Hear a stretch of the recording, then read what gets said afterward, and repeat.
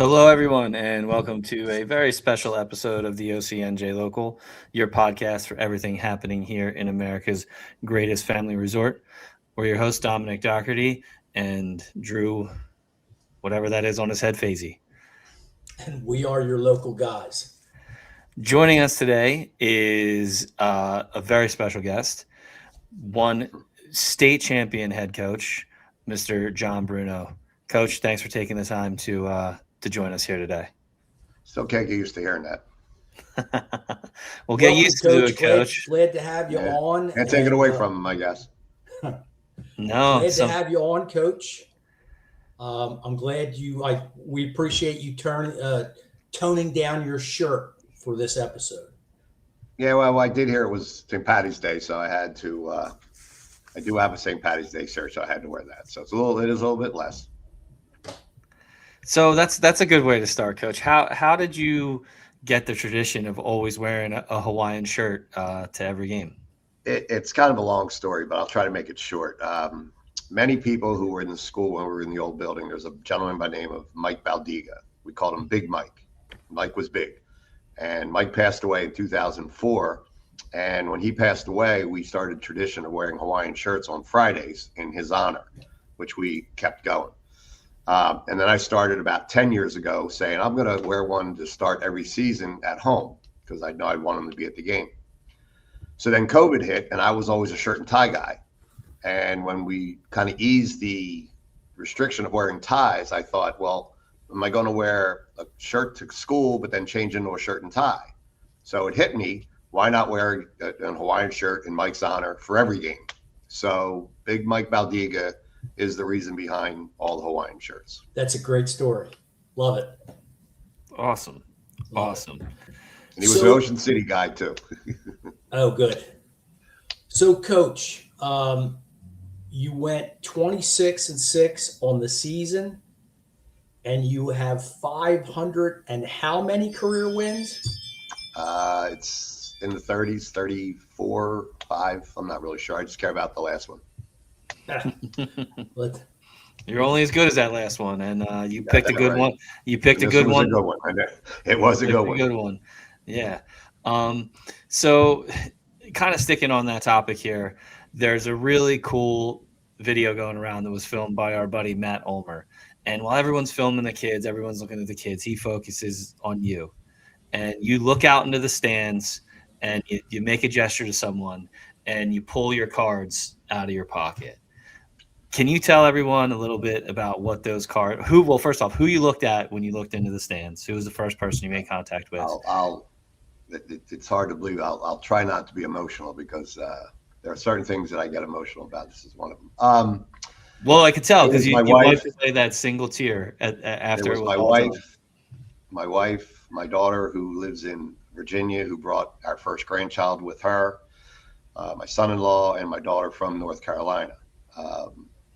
But in the back of my pocket for years, I hold the mass cards of all the people I wish were still at the game.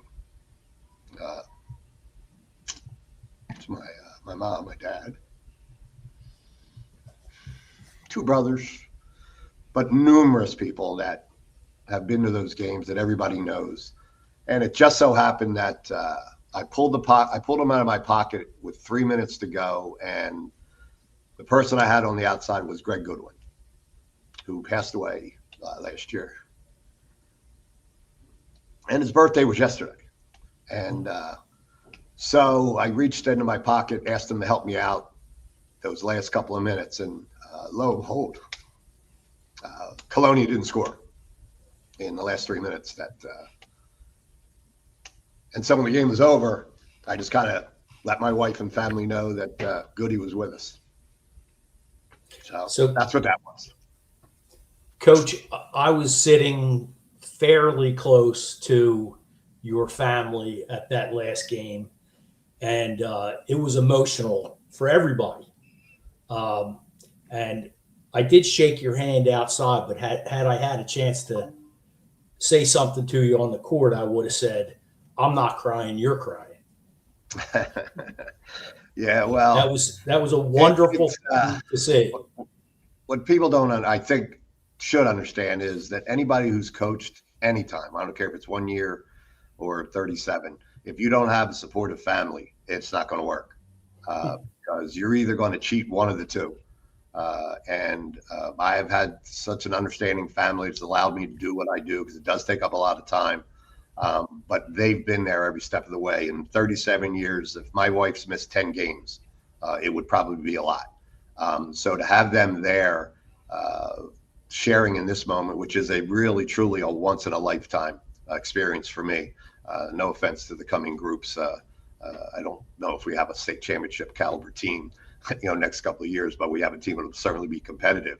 But same state champion level is pretty rough to do. So to be able to share that moment, and we've had our down moments too. I think what people don't understand is that with every kind of a state championship year, you had a lot of years that weren't so good, but if your family isn't there with you, it makes it very, very difficult to get through each year. And they've been there every step of the way. And how awesome that your daughters came in for that game. That's just fantastic. Yeah, it's funny is that the one in North Carolina was kind of like, she doesn't like to sit and watch the games. Probably she said to her, as what she said to me was, if it's a 1-point game at the fourth quarter, I can't watch. And usually she kind of leaves and goes into the hallway. But we kind of snuck a picture. Someone took a picture of a scoreboard area, and we noticed that she was up. If you notice behind the court, there was a glass area up top. She had kind of scurried up to there because she can't handle it when it's a tight game. So I think in the end, she enjoyed being there, when she would have been lost without being there. But the fact that all the family members were there, I just don't think people understand how special of a moment that can be. Well, and that game in particular, I mean, there was, you were down 7 in the first quarter. I think both in the second and third quarter, you were down 6 at one point, if I'm right. And they were a good team. They were a heck of a team. And it almost felt like when they built those leads that the game might be getting away from our guys. And man, they fought back each of those times and throughout the game. And then I think it was 3:18 left. We were up by 4, had a couple of, in my opinion, questionable calls that gave them a couple buckets. They did a fine job. No questionable calls in that game. Okay. All right, Coach. No questionable calls. I believe when I was jawing at the ref, you were jawing at the ref. But yeah, they did a great job. But anyway, tied it up at 46. And so, they scored 4 points and tied it up, and kind of felt like maybe the momentum has shifted a little bit. And your guys fought back again. Well, I think, Drew, to be honest with you, we've been resilient as a group for the last couple of years. It's just the way these kids are made up. I'm sure, and I get criticized a lot because I don't call a lot of timeouts because, first of all, I want them at the end of the game when I really need them, if I'm going to need them. But I'm sure when it got to 8-3 to start the game, I'm sure everybody was kind of saying, call timeouts, and I think you only have to call timeout when you need to change something. And all we had to do was play better. A timeout's not going to make you play better. But this group, now obviously if it got to a point where I had to call timeout, obviously I would. But I had faith in these kids, and I think they had faith in each other, that just buy your time, just do what you've been doing all year long, do what you've been doing day in and day out, and let's see what happens. And sure enough, all of a sudden it was 9-8, and then it stayed that way for a while. We got a lead. They came back, like you said, same thing. I mean, I don't think if anybody had walked into that game at any point in time and looked at the score, would you be able to look at our team and know what the score was? That they just play and they know what they need to do. And that last 3 minutes defensively, I mean, I was listening to the broadcast last night, and the guy was talking about how they only had 4 turnovers or 5 turnovers, throughout the game. And then all of a sudden in those last 3 minutes, we must have got 3 or 4, and we got them when we needed them. And, that's where the players come in. I mean, Dean Lappin and Ty Olick have been stalwarts for us all year long on the defensive end. And what got lost in the shuffle was the job that Alec Bell did on their number 3. He may have had 22 points, but he only had 1 3, and his game is shooting threes. And he did a tremendous job. And then Luke did his usual job, rebounding the ball. And the other thing too, which people notice, he struggled around the basket a couple of times, putting the ball in the basket, but he never stopped. He was relentless. It wasn't like he didn't hang his head. Now, everybody was disappointed when you miss a shot around the basket, but he would miss one, he'd go after the next one. It wasn't like he let it get to him. And then, of course, Josh Lenko was those 2 threes he had in the fourth quarter were just backbreakers to them, because they were starting to get away from us at that point. And he hit that 3 in the corner. Then he came back and hit that 3 at the top of the key. And now we're right back in the game, and we never changed. And then once we get a lead, we've been pretty good at holding it. And you can see in that last 2 minutes, they really didn't get, we didn't turn the ball over much, because we really are pretty good at holding the ball. So let me back up 1 second, Coach, because it's worth repeating. The one player's hand that I shook on the court after the game was Alec Bell, because that kid was wearing him all game. When Alec was on him, and yes, he scored some points, but he shut him down. Actually, the only 3 he got, job. The only 3 he got, he didn't score on Alec. That was the interesting thing. They were caught in a switch with him, and Luke got caught up in a switch. And the only 3 he really made wasn't against Alec. But we just asked them to stay with that kid. And again, when you ask kids to do something, it's one thing. We all know what we want to do.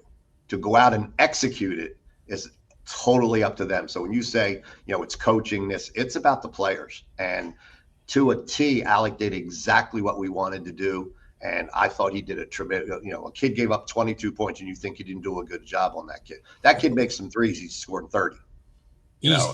Easy. So we'll give him 22. And Ty Olick did a great job on the other kid. We wanted to stop 3 and 0. If one of them scored, we could live with that. If they both scored, it was going to be very difficult. Well, the other kid had 3. So Ty Olick did, and that's another one. I think what's interesting about this group, it's really 5 unsung heroes. We don't, and again, not to take anything away from former teams, and we had some really good players like Corey Seger's one of the best players we had here in years, and Ben McGonigal last year. We didn't look to any one guy, and you as an opponent couldn't say we need to stop that guy, because each night a different guy stepped up, and we did the little things. And when you do the little things, you can't prepare against the little things. And all 5 of these guys, and then Chris Ponteri coming in, he was a great 6th man, and that's what you need. You need guys to come in, and we rotated guys around. And I know we didn't play a whole lot of guys, but you need that guy to come in and give guys a break. And Chris Ponteri, as a 6th man, did just as good a job, whether he played 2 minutes or 15 minutes. And that's what was great about this team. Everybody seemed to understand their role in order for us to be successful. I agree. As a fan, Coach, I never knew who was going to, jump out with 20 points in any given game. And it just seemed like whoever had the hot hand, whoever they could get the ball to, they were doing it. There was no selfishness at all in that team. I think the one thing about this team, and we've had some teams in the past that did it also. It's not like no one else did it, but I'm a big believer in sharing the ball. And I think when you share the ball with one another, you tend to be a happy team. And look at the passes that we made yesterday. And one of the statistics, which I've said numerous times, I'll share it with you guys too. We had 20 baskets, 17 of them were assisted, which mean only 3 times. And I think 2 of those, Dean had a breakaway layup. I think Ty had you get that layup, there's no assist, but 17 times somebody threw the ball to someone else for us to score. And many times they were layups. I still think if you ever rewatched the game, the best pass I have seen in a very long time was the pass that Ty Olick threw to Luke Jumacaris, running the floor, full court bounce pass, catches it in stride for the layup. It was just a thing of beauty. And that's one thing I want everybody to appreciate from this team. I've had numerous coaches, friends of mine, and people that I've competed against say how well these kids pass the ball. And one coach just texted me, the guy that we lost to last year in Colts Neck had texted me and said, how do you get them kids to throw the bounce pass? And because it's a lost art in this game. And when it happens, it's just a beautiful thing. And I will always remember that pass that Ty made to Luke as the thumbprint to how to make a good pass. Those kids would have thrown that pass high in the air, trying to throw it over people, gets intercepted, you gave up a layup. But these kids have bought into everything that we have done. And the other thing that they do well is they look for and find the guy going to the basket.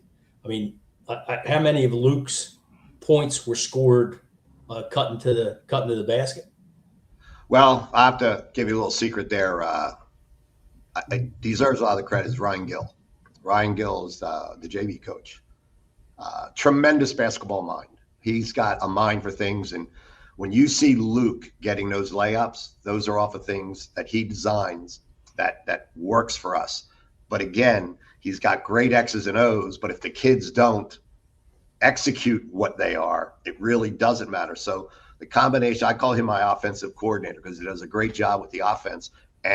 But you can do all the screening you want, you can do all the cutting you want, but if you can't make the pass, it doesn't really work. So the combination of everything involved, but it's fun to watch. I'll be honest with you. After that's one of the few times when I sit back and I watch a game afterwards, I just sit back and go, that's the way basketball is supposed to be played. You move, you screen, you pass, you score layups. And it's not about shooting threes all the time. It's not about going one-on-one. I feel like AAU is really not something I'm very fond of because I don't think they play basketball the right way. Although you see a lot of offensive skill. I always laugh at what people think when they see us warm up. I feel like we're Hoosiers. I really do. I just think they look down there and they go, this team won how many games? I mean, look at these guys, you know what I mean? And we don't do anything flashy and do anything tricky. We just play basketball. And that's what we've been emphasizing these kids is learn how to play basketball. So you mentioned Coach Gill. Who is your other assistant coach there that's with you on the bench? Tommy Bellezzi. What's interesting is both played for me, which is kind of neat. I don't have a plethora of coaches sitting on the bench, and Tommy's he's our freshman coach, does an absolute fabulous job with those kids. As a matter of fact, he kind of molded most of these kids because they've been playing together since they were in 6th grade. And to me, I hope that that's a signal for kids to learn to stay together. We had in this day of, the colleges have the NIL, which means kids are moving from school to school. But I think it's confusing to me is you're getting new teammates every year.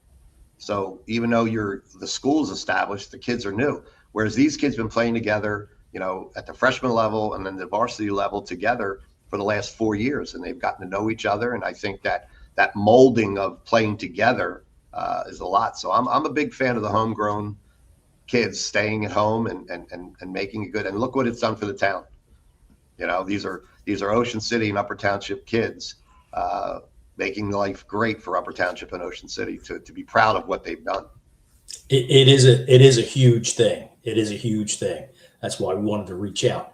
I'm going to change topics if I may, Coach. Sure. So Bobby Barr is telling everybody that he is the greatest basketball manager in the history of Ocean City High School. I'd like to know, is there truth in that? And if so, what's the criteria you use? Yeah, you know what? Bobby was the only manager that told me what I should do. Most of the managers, I tell them what to do. Bobby had a knack of telling me exactly how it is. Sometimes maybe I didn't really want to hear, and telling the kids, like, how many times he told me we need to go practice foul shots. Right, we need to do this. But Bobby's been there, those stuff. Although I have a little bone to pick with him. He's telling these stories, and it's great to hear that most of them seem to be true. The one about me going out and sitting on the court, we got to have a talk about. I don't know if you guys saw his post about it. I read that. Claimed that I ran out on the court and sat down, and let's get this straight. That never happened. I don't know where that. The other ones were all true. I admit we got caught in the rain and pushing his wheelchair through because the bus left us and all that. But that sitting on the court, let's clear that in the air right now. That did not ever happen. I will say something to him about it. Well, he's in politics, so he can't be 100% truthful. He can't help himself. I wanted to throw Bobby's name out. It's what that's saying. He believes it. Yeah, he believes it. But he's been great. He's a good man. He to me is the epitome of what a lot of our kids and I used to use him when he was there with us. I used to say to the kids, I'd bring them in and talk, see the kids, talk to the kids, and tell them that how badly would Bobby want to get up out of his chair one time and run down that court. So why would you be lazy? Why would you not give it your best effort? And he would be there, right there, to hear him. Not only would I say it, they would see me say it, and they would see him. And I'm hoping that he had, because he's a great role model. He really is. I'm so proud of him for what he has done and where he has gotten. Words other than the fabrication of me sitting on the floor, everything else he's done in his life, I'm really proud of. Yeah, Bobby's a good man. That's why I wanted to mention his name. While we're talking about non basketball specific issues, I wanted to say, Coach, one of the things that and you and I don't know each other very well, but one of the things that I really respect about you is the school community involvement that you have. I mean, basketball coach for 37 years, you coached the softball team for 19 or 20 years, right? But you were also, and let's not forget, you were the sports person of the decade recipient in 2020. But you were an announcer and the scoreboard operator for the football team, right? Yeah. You're the MC for the Sports Hall of Fame inductions, the Mr. OCHS contests, which Dom and I were on that panel. Was that last year or 2 years ago? It was. Last year, I think. We had a little fun with you. I don't know if you remember that, Coach. Our resume was a little padded. If you're doing it this year, I'm going to be checking it out a little bit.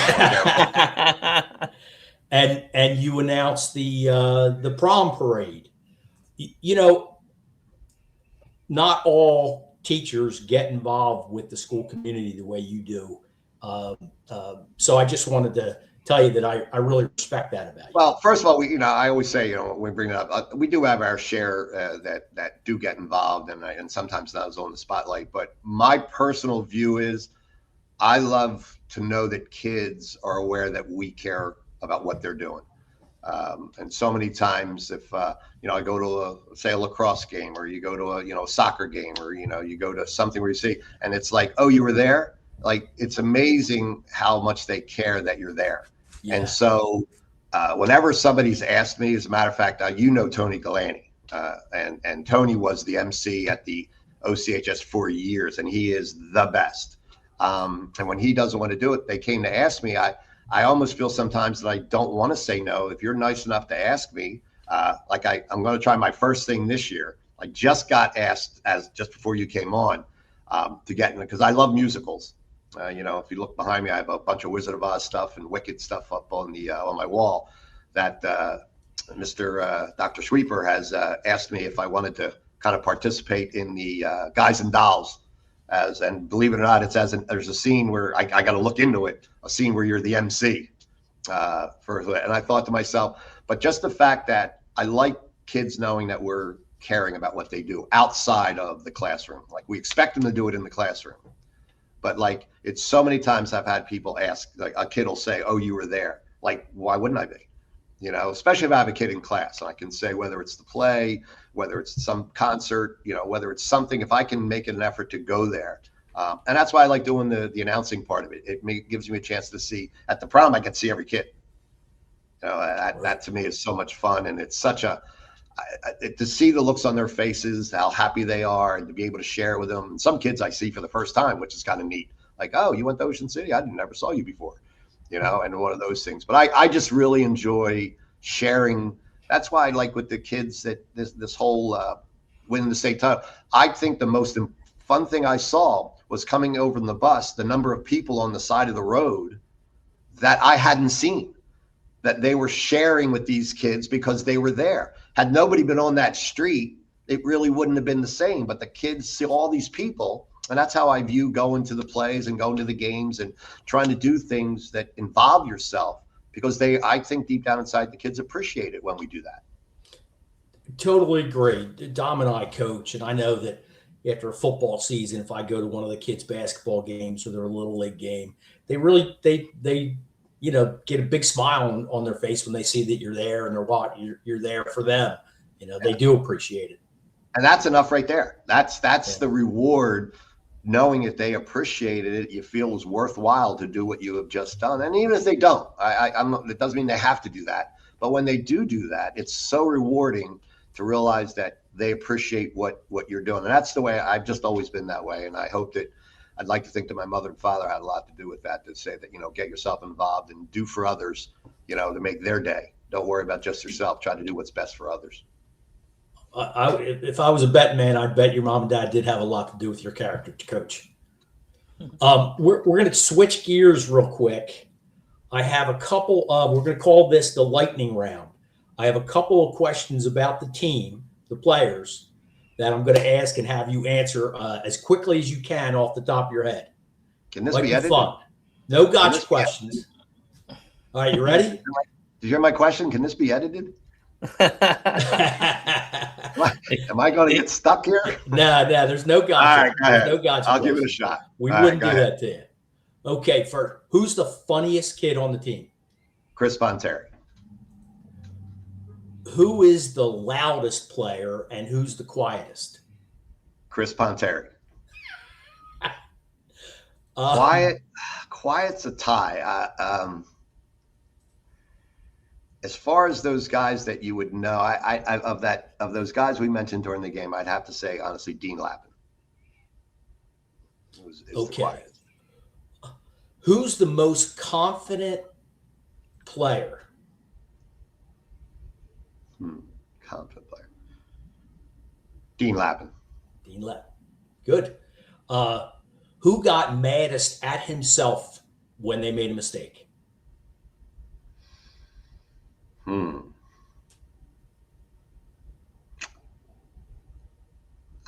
That's. I don't know if I have an answer for that one. I was going to guess that you would say Chris Ponteri. Well, okay. You know what? Yeah, you know what? I'm going to agree with you on that one. I'm going to say yeah, because he tries so. Yes, I'll go with that, because so many times when he's come out of a game, you could see he's taking it on his personal shoulders that he made a mistake, and I'm always telling him next play, don't worry about it, move on. And yeah, I'd have to agree with that one, because the other guys, it's hard to see it on. I don't read them real well, but right, I would go with Chris Ponteri. Yes. Right. All right. So this next question, you have to assume that all the players on the team are of age and have a driver's license.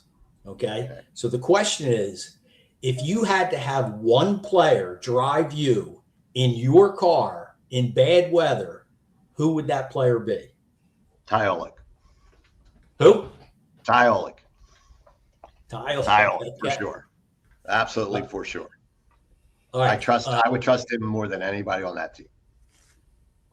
His grandfather, Tony, is my neighbor. Tony's a great guy. Vietnam vet, great guy. They are very nice people. Yeah. Proudest moment of this season?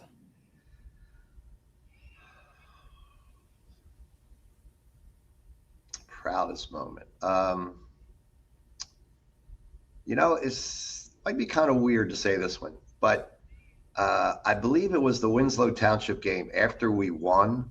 I've always been a big fan of not over celebrating. So the other team, like I've lost and been standing there waiting for the other team to come through. And sometimes I've said, forget it, let's just go in the locker room. But I believe it was Winslow Township where our team told the fans to stay away so that they could go and shake hands with their opponent rather than be involved in them hugging, which is great. I told them afterwards, go do that. And like I say, we did it a little bit, not as much, but it was almost like they did it on their own, and I just think that when you respect the game and you respect your opponent, I mean, the accomplishments, obviously winning the state championship would be at the top of the list as far as how proud I am of what they've done. But that always stuck with me, that they know what that's important to me, that we shake hands with the other team, that rather than thinking of themselves and get caught up in that, they thought enough to say, no, let's go do this, then let's go celebrate. So it was kind of weird when you asked that question, and that just popped into my head, that I was so proud of them that they put the other team first before they put themselves, which is kind of what they've been doing. That's a great answer. Yeah. That's a great answer. Um, Finally, because you have been coach of the Ocean City for 37 years, you have 500 and some odd wins, 530 some odd wins in your career, and you are now the Group 3 state champion head coach. So a little humbling question: what was the worst on-court mistake that you made this season? This season, mistake from a strategy standpoint. Can Whatever that be you my want. mistake? Yeah, I whatever you want. totally regret not running, and it would have been Chris Ponteri, I believe. It should have been. I would have said to him that we didn't double team Dante Thompson when he had the ball, when the score was tied, Atlantic City in the Cape Atlantic League championship game, that I did not send him to double him to make him give up the ball, who ended up driving, getting fouled, and winning the game. That moment has stuck in my head. That I took. It was my responsibility to do that, and that to me was my biggest mistake, because it literally probably it could have. I won't say it did because I don't know the outcome, but it really was the reason why the Atlantic City, to his credit, gets fouled, goes to the line, makes the shot, and wins. But yeah, I would have to say that one right there. All right, so I to will end say, on it, you guys always like this. I'm not sure if you're familiar with Joe Fenton. Do you know Joe Fenton? oh yeah, sure, yeah. Joe reminds me that I am the losingest coach in Ocean City history. So he never lets me get too big ahead, because don't forget about all those wins. Don't forget you're also the losingest coach in Ocean City history. So it allows you not to get too high, but it's the story of our kids. I don't get too high with the wins. I'm not going to get too low because of the losses. And that's kind of what our MO has been these last couple of years. When we've lost a game, we lose it, we go home, we come back, we play the next game. We win, we come back. The ride home on the state championship was nowhere near what you would have probably thought it was coming home. What was it like? So it was a lot of singing, and they had some music. But when we got close to Ocean City and they knew people were going to be out now, then they started to get a little bit. But it really was rather, I was surprised how reserved it was. But they had fun with each other, and that's really what it was all about, having fun with teammates and sharing, to me, the most incredible experience that they're going to share for the rest of their lives together. Nothing they will ever do together will be like what they experienced, on Sunday. Right. So my last thing, because I didn't want to ask a negative question to end it, but I'll make this statement. You had said earlier that you get criticized for not taking timeouts when other people think you should. So my question is, do any of the people that criticize you have a state title? Good point. But I will tell you one thing, Drew. There's a method to my madness that people don't know. And my philosophy is, if you ever watch a college game especially, even in a high school game, but high school's over now, watch what happens when the other team scores and you call timeout. Watch them come off the court. Now, you score during that run that you want to call timeout, but you score. Watch the team come off the court. My philosophy is, I want to call timeout after I score. So all the people that have criticized me, 3 possessions down the court, I want to call timeout. If we don't score, I'm not calling timeout. If they come down and score, I'm not calling timeout. I'm calling timeout when we score. That makes sense. For all the years, when I've been numerous times, I've said to the official, if we score, I did it the other day. And luckily, the other coach called the timeout. If we score, I'm calling timeout. Well, when we don't score, I'm not calling timeout. And it's always been something I've done for years, and I subscribe to it. Plus, I need those timeouts at the end of the game. Right. So I'm not going to call an 8-3 timeout, first of all, because I think there's nothing they're doing to cause us. What are you going to say in the huddle? Play better? Why waste it to do that? Right. And so, yeah, but a lot of people don't know that I want to call timeout, but when we didn't score, I'm not calling timeout. But they don't know that. So it looks like I don't want to call timeout, because I save them. I do. I mean, that's been my MO, but I tell you, Drew, there's been a lot of games where we won games because I had 4 timeouts at the end of the game when you need them. as opposed to we don't have any more timeouts and you can't win the game. So, but yeah, that's kind of it. But yeah, you're right. I'll use that one. I guess I can use that one for a lot of things now. Yeah, pretty much everything.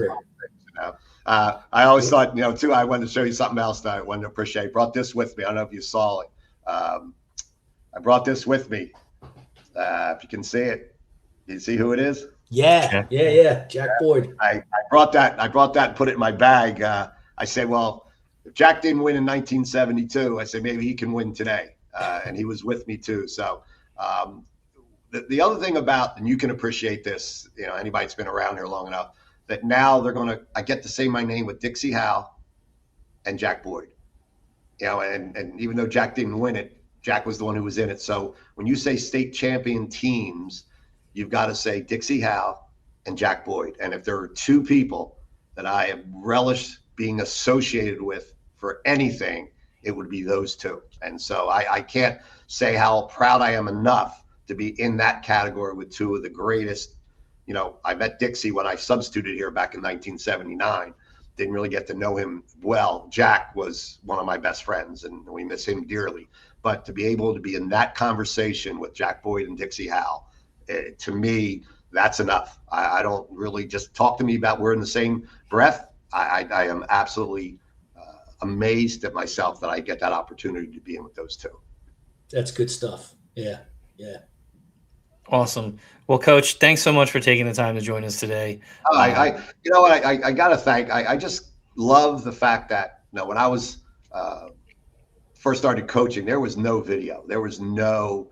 I got tapes of my teams from 89, 90 that are on VHS, and people look at me like, what is that? When I say that, but I tell Ryan Gill, who I hope someday takes my seat. He's got a young child. He doesn't have to leave the house to scout. Right. At all. Whereas I'm driving to, Shawnee, I'm driving to Haddonfield, I'm driving all over the place to catch games and go to another game and, and doing this. And now you can just sit, and what you guys do and offer, not just from a sports standpoint, you guys do everything out there. I just think I can't thank those people enough, like yourselves, who do this to make it so much easier for other people to access different variety of things. It doesn't have to be sports. It could be anything. I just think the way that the world is, if we use it in a positive manner. But I want to thank you guys for. So I said I would stay as long as you wanted to talk to you guys, because what you do is just phenomenal. It's just a phenomenal thing, and I greatly appreciate what you guys do. Well, we appreciate Thanks, you, Coach. Hey, Dom, you're going to cut that piece out and put it on the internet, okay? That's it. Just make sure. The previous 35 minutes are gone, and that's the only thing that's going to I got you. That's all you need. But I do. You get praise. It's fun. You guys have the right idea. We do try to have fun. I appreciate it. We do. And we appreciate you and what you did, for the town, the community, and what you're going to continue to do. Because you don't seem like there's any signs of slowing down, huh, Coach? Not really. It's coming. Awesome. It's just not here. It's coming, but it's not here. Awesome. I'm having too much fun. Good. Well, enjoy this one. I'm sure you got bigger and better things planned for next year. And, again, we appreciate you for everything you do. This has been the OCNJ Local, your podcast for everything happening here in America's greatest family resort. Peace. Thanks, you guys. Thanks again, Thank Coach. You.